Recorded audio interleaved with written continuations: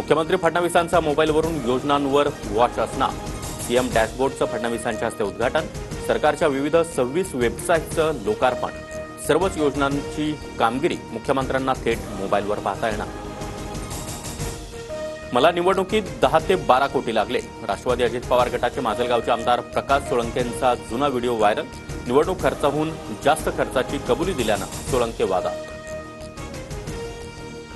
धनंजय मुंडेंच्या राजीनाम्याची मागणी केल्यानं जुनी वक्तव्य मुद्दाम पसरवली जात आहेत. प्रकाश सोळंके यांचा दावा.